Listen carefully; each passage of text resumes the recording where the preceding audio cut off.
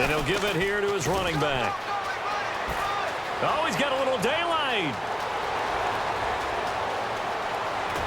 And he takes it down deep into enemy territory. It's a big play there. 66 yards. Well, every quarterback, especially a rookie quarterback, loves to have plays like that from a guy running the ball. Takes a lot of pressure off the youngster, doesn't it? He doesn't have to throw the ball in bad situations. Just turns around, hands it to his big horse. And we've seen rookie quarterbacks ride great runners right into the playoffs. And the play clock's running down. They go play action here on, and it's caught. Touchdown. Greg Olsen, a beast in the red zone with his second touchdown of the game. And his guys find a way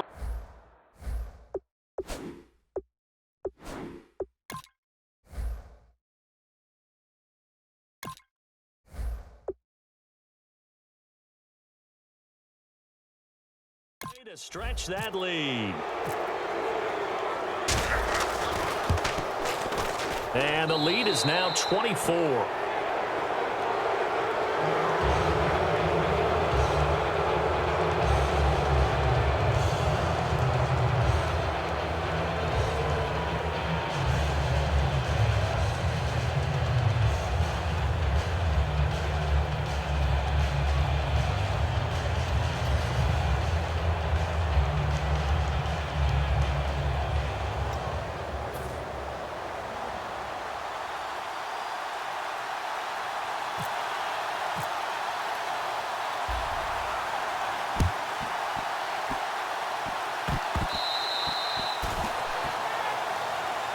So here are the Bears now as they get set for their first possession of the second half. They're down in this game, a chance for the offense, though, to put something up. The board gets some momentum here in half two. Try and get things kick-started for them. And you know at the half, they discussed how they were going to get that done. This is where scripting comes into play a lot of the time. How many plays do you script coming out of the second? Most of the time in the first half, you're scripting 12 to 16. I think in the second half, you're really scripting more. Touchdown, Chicago! Alshon Jeffrey, his second touchdown of the afternoon. And the Bears cut into that lead. Well, if you've got him in your fantasy league, you like his production, his second touchdown of the game. But right now, his team is trailing. Fortunately, he's playing pretty well and trying to keep him in it. Yeah, they might need a little more from him here. Yeah, I wouldn't be surprised if they continue to call his number. Right now, he needs his defense to step up and give him a chance. After the touchdown, it's Robbie Gould now to kick it away. That'll be taken in the end zone.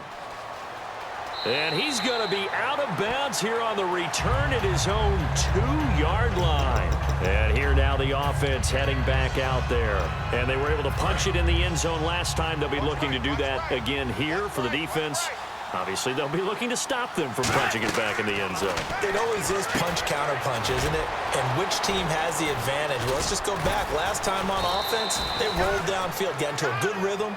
You can see a little more bounce in and out of the huddle. You can see the sideline really get into the game. So defensively, you're thinking to yourself, how do we take that away from them? How do we get the advantage back? Let's see what they come up with. I think pressure is always the first way to go. You love pressure. I love it. We'll see if they dial it up this drive. Sliding out of the pocket. Got a man, and he hits him in stride. 7 yards, the pickup on the pitch and catch. When you see zone defense and you know you've got a drag route on as your primary call, you've got to be really careful as a passer about how far you let your guy go because he might wander into some tough coverage. Out of the gun, they'll look to throw. Looking for his running back, and he's got it. And they'll take him down at the 31-yard line. It's a 9-yard gain, and it keeps the drive moving. So many times you hear today's NFL described as a space game. Get your best players into space with the football in their hands. That's why sometimes you just swing it out to your runner, get him out in the flat, and let him have a chance to make people miss an open field. And the tip there altered the ball flight, and it falls incomplete. It'll be second down. Well, we're not playing 3 yards in a cloud of dust football anymore. I kind of get why those old school coaches sometimes didn't want to throw the football. Because if it's popped up in the air, it almost turns into slow motion, and both sides trying to get to the football, and you're holding your breath wondering whether it's going to go good or bad for your team. I think the best offenses love to get the ball to their running backs in open space because they have the ability to make people miss, and they also have the ability to run over people. And if you do that throughout the game, after a while, they might just run through some of those tackles and go a long way. Well, we saw him shed a nice tackle on that play. And they'll get 14 yards out of it and a fresh set of downs. Now the offense lining up 1st and 10. Would it be safe to say that as precise as routes are supposed to be run in the NFL, maybe they're not quite as precise in college ball? That's accurate, yeah. And I think we saw a college route in the NFL there. Just find the soft spot, find the dead zone, and find the first down. And that's what he just did. Back to throw here. He's going to leave this for his running back. It's complete. And he'll go down at the 28. Back now at Soldier Field.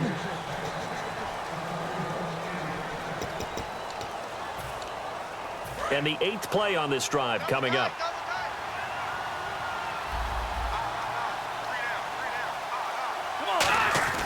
Back to throw now on 1st down.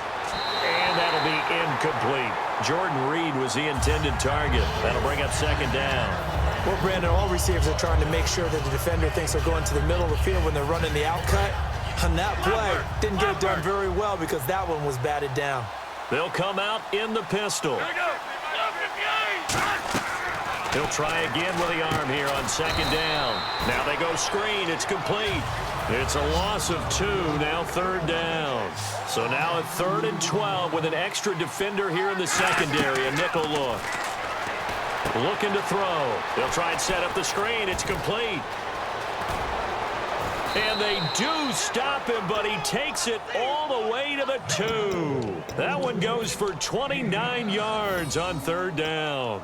He's played a great game. It continues right there, even with this lead, confident to throw the pass and have the reception made. There's no doubt who the leader of their team is there? Feeling the pressure here and taken down. A sack back at the 7. Lamar Houston coming in hard on the blitz. He gets him down for a loss of 4. He'll look to throw. And he can't hang on. That's definitely going to be one he wishes he had back. Incomplete in the end zone. Just looking at it from a defensive perspective, when you break the huddle in the red zone, tight end is one of the guys you've got a key on because quarterbacks want the ball in their hands fast in this position, and they want to get it to someone. And in this case, he had the play. And he will take it in for the touchdown. Jordan Howard. He scored on the ground and through the air. And his guys are going to add on to their lead. Getting your back involved, what's the importance there in the passing game? Well, oftentimes you can create mismatches because who's going to cover him? And you get him into space, which is where he likes to operate with the ball in his hands. Oftentimes makes people miss, gets that run after the catch, and off he goes. And into the end zone. And the Bears hands team able to pounce on it and get the football. Well, 4th quarter, they felt like they needed the football back. Unfortunately, they couldn't get it. And I know we brought analytics into the game, and someone has said here that the data says that when a team's expecting an onside kick, 80% of the time, the team expecting it, they do actually recover the ball, which is what we saw here. I just wonder if that number is much more of a... And he is in. Touchdown, Chicago. Eddie Royal, 44 yards. And the Bears get a bit closer. And on that one, able to catch it, also able to have the wherewithal to take it in for the score. And how about the phases of a successful catch and a completion of a play? Look the ball in, secure the catch, and then, of course, the run after the catch that ends up in the end zone.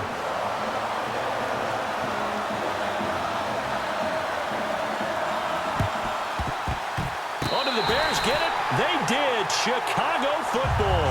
And now Chicago getting ready to go as they take the field. So the onside kick is recovered. And, you know, I always thought, Charles, as someone who didn't play these positions, that going over the middle as a receiver or trying to recover an onside kick, those are two very tough things to do. It takes a lot of fortitude to put yourself in that position, but you have to do it in order to help your team win. Unable to recover it, it costs him. And, oh, now it's out. Langford loses the football. But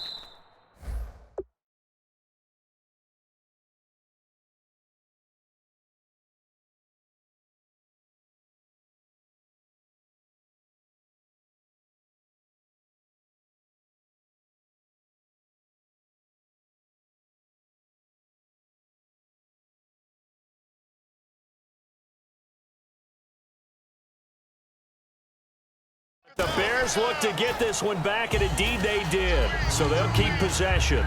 Wow, that ball gets knocked free, but a teammate comes along and scoops it up. It's almost like baseball. Guys at bat, people are on base in scoring position. One guy doesn't get him home. The next guy comes through and picks him up. And avoids the turnover. And seeing nowhere to throw, he chucks this one away from harm. Incomplete. Now it's third down. It looked like he might have had a window there, but the rhythm was just a little bit off. Certainly was, because everything that has to come together. Dashing through the snow. Touchdown, Chicago. Zach Miller, 50 yards. And the Bears cut into that lead. Well, it was 3rd and 1. I was expecting runs, so much for that. They pass it, they score it. That had the feel of the head coach telling the offensive coordinator, you've got 4 downs here. We're going to go for it on 4th down unless there's a disaster on 3rd. Go ahead and take a shot if you want to. And he gratefully accepted the opportunity and did exactly that. If they didn't get it there, that had the feel that they would come back and try it on 4th down. And that's why you have your hands team out there on the field. Those are the best guys ready to make that play. And let's face it, it was executed well. It wasn't a bad kick. It wasn't anything like that. Just that the normal outcome actually came to play. Analytics will tell you it's a very low possibility of getting the ball for the team kicking it in an onside kick situation. You're all about the numbers, aren't you? All about the numbers, baby. It's a new game now. They don't lie. And they're going to speed things up here. Now they'll throw here out of the gun. And Olsen over the middle. And he's brought down. 17 yards on the pickup there. The drive will continue. It's a 1st down.